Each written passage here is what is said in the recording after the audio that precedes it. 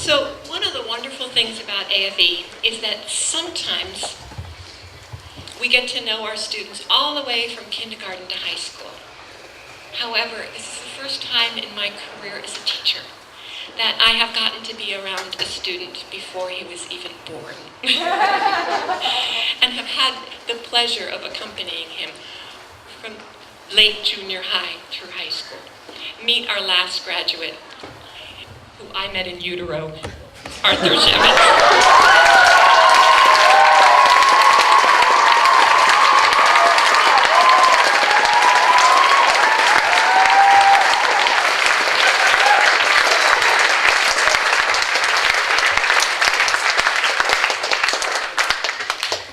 So the reason you hear this resounding applause is because Arthur has an amazing ability to bring people together.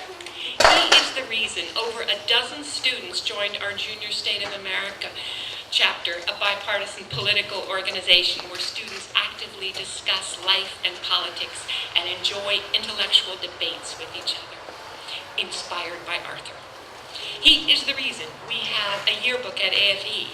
And this is not just any old yearbook. This is a yearbook where you can choose your cover design, kittens or sharks.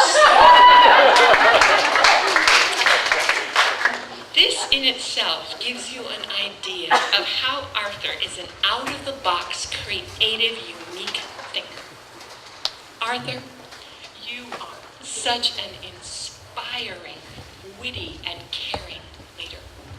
Your fellow students, thank you for encouraging them in so many ways and making their lives more meaningful and interesting and fun. You have done a tremendous amount to enrich our entire AFE community through your work and your leadership. And we know you're going to take that spirit and make great friends and inspire people at Whitman College.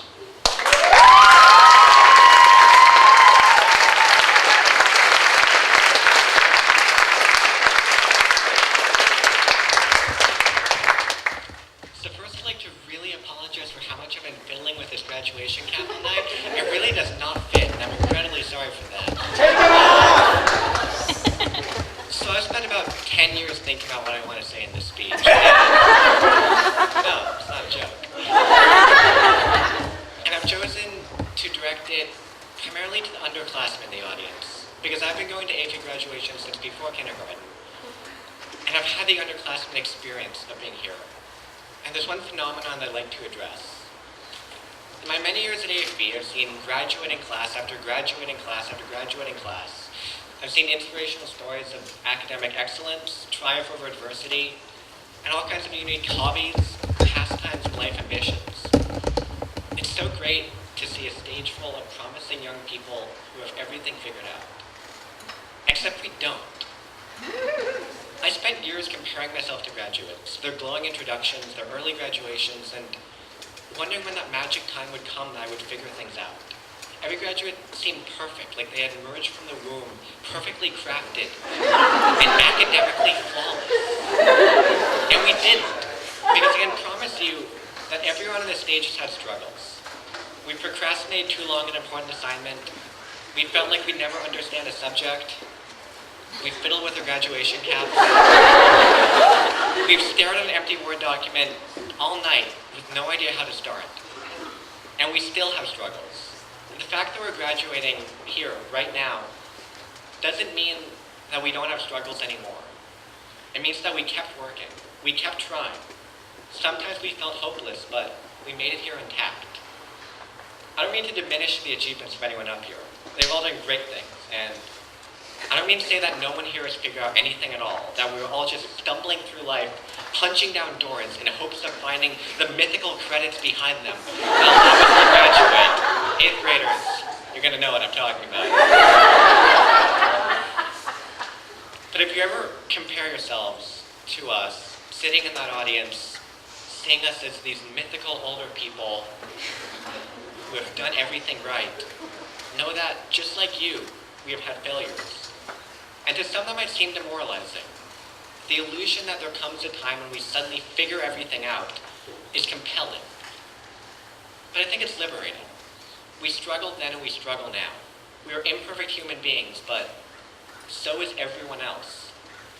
We're up here in spite of those struggles. We make strides, we learn from our failures, we ask for extensions, we ask for help. We write a bad opening paragraph and resolve to write a better one later when the inspiration comes. I say this because I've played the comparing game. I've been in those shoes. Compare away, but know that our and your failures are as meaningful as our and your successes. You're not inferior. With that, thank yous. I've been fortunate enough to receive ridiculous amounts of support in all my endeavors here at AFE. I'd like to thank Dorothy for believing in my ability to take on the ridiculously massive and daunting yearbook, Oliver and Autumn for convincing me to join JSA last year, my improv teacher Joya for teaching me both phenomenally useful life skills, as well as the ability to make awkward jokes that, for some absurd and inexplicable reason, make people laugh. Don't get it either. I thank my teachers at AFE, Meg, Robin, Kathy, Mark, Isla, Therese, Bob, and Jasmine. Everyone else stayed standing, I don't get it. My consultant teacher all through high school, but get back to her later. I'd like to thank all my friends.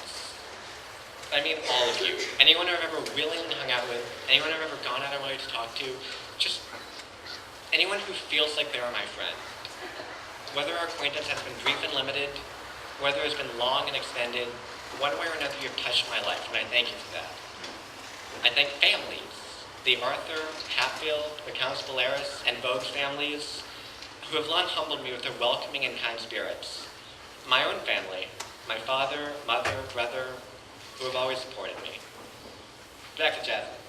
Suffice to say that Jasmine has changed my life so many times over. She's been a tireless advocate for me in all fields, always urging me to do more, always watching for new opportunities for me, and doing whatever she can to help me succeed. I still remember in 9th grade when Jasmine was dropping me off the orthodontist because it was on the way to AFE. And as I was leaving the car, I just said to Jasmine, well, I don't expect that I'll ever graduate high school. Without Jasmine, I truly don't know if I would be up here. So this is it. For the foreseeable future, this is the last time I'll ever speak on this stage.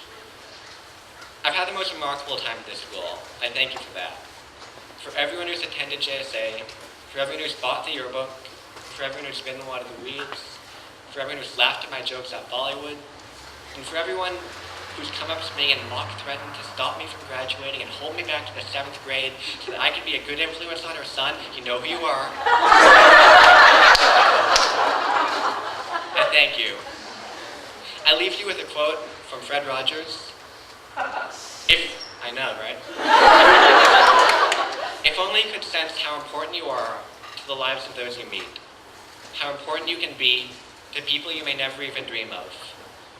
There is something of yourself that you leave at every meeting with another person. Thank you.